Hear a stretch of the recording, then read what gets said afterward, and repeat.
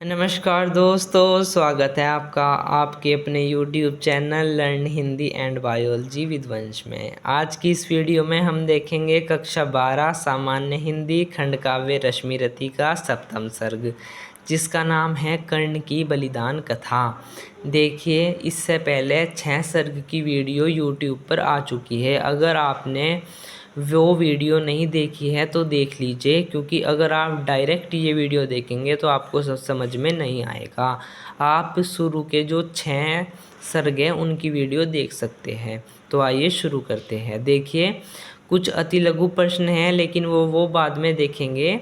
पहले देखते हैं सप्तम सर्ग। देखिए, प्रश्न किसी भी रूप में आ सकता है। जैसे यहाँ पर प्रश्न 2 रूपों में आया कि खंड काव्य रश्मिरथी के आधार पर सप्तम सर्ग का सारांश लिखिए, अथवा सप्तम सर्ग के आधार पर सिद्ध कीजिए कि कर्ण श्रेष्ठ युद्धवीर होने के साथ साथ अमर बलिदानी भी था। या अथवा और आ सकता है कि अंतिम सर्ग के आधार पर कर्ण और अर्जुन के युद्ध का वर्णन कीजिए। तो देखिए, यहाँ पर ही 3 प्रश्न बन चुके हैं।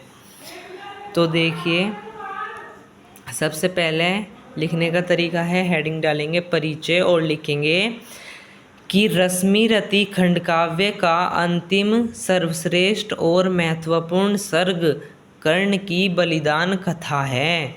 इसके रचयिता कवि रामधारी सिंह दिनकर है।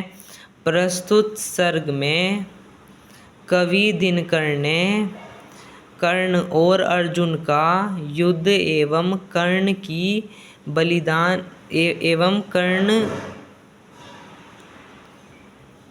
बलिदान कथा है। सर्ग का सारांश निम्नलिखित है। धृष्टद्युम्न द्वारा गुरु द्रोणाचार्य के वीर गति को प्राप्त होने पर कौरव सेना का सेनापति कर्ण को बनाया गया। कर्ण के सारथी शल्य बने। दूसरी ओर पांडव सेना का सेनापति अर्जुन को बनाया गया। कर्ण के सारथी शल्य बने, जो कदम कदम पर कर्ण को हतोत्साहित करते थे। अर्जुन के सारथी श्री कृष्ण बने, जो केवल न अर्जुन की रक्षा करते बल्कि उसे प्रोत्साहित भी करते थे। पहले दिन का युद्ध आरंभ हुआ, जिसमें कर्ण ने अपना सारथी शल्य को अर्जुन के सम्मुख ले जाने को कहा, लेकिन वह रथ को इधर उधर घुमाता रहा, जिस कारण कर्ण के सम्मुख युद्ध करने के लिए युधिष्ठिर, भीम, नकुल और सहदेव आए। कर्ण ने उन्हें पराजित कर जीवन दान दिया। यह देखकर सारथी शल्य ने कर्ण पर कटाक्ष किया और कहा, देखिए, काव्य रूप में लिखना है कि हे सूत पुत्र, क्यों काल पृष्ठ धनु धरता है? वीरों को मारना ही नहीं, क्यों व्यर्थ पकड़ता है? अब देखेंगे आगे। कर्ण शल्य को उत्तर नहीं देते, क्योंकि यह तो माता कुंती को दिए वचन के अनुसार कर्ण को उनके लिए दान था। पहले दिन का युद्ध का कोई निर्णय नहीं निकलता। अगले दिन युद्ध शुरू होता है। जैसे ही कर्ण का रथ अर्जुन के सम्मुख पहुंचता है, वह अर्जुन के रथ पर 2 बाण मारता है। पहला श्री कृष्ण के चरणों में उनके अभिवादन हेतु, तथा दूसरा बाण अर्जुन को युद्ध की चुनौती हेतु। युद्ध आरंभ होता है।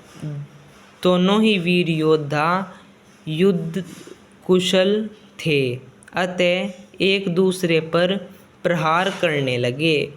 अर्जुन विजयी की इच्छा से प्रहार करते।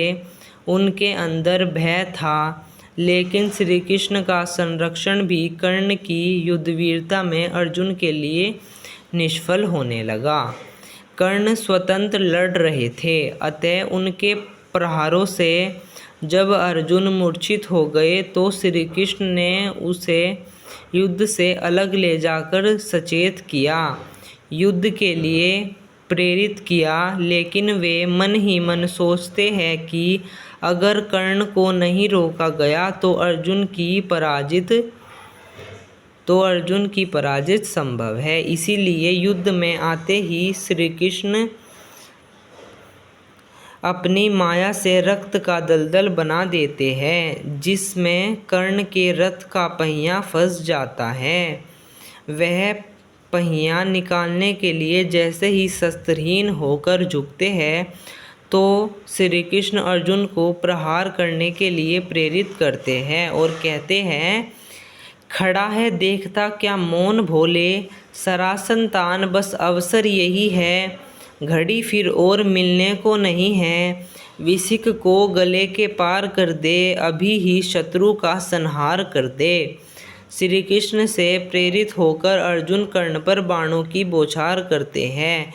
बाणों का कवच छिन्न भिन्न हो जाता है और वे वीर गति को प्राप्त करते हैं। कर्ण की मृत्यु से दोनों पक्ष ही दुखी होते हैं और सप्तम और अंतिम सर्ग है वो यहीं पर समाप्त हो जाता है।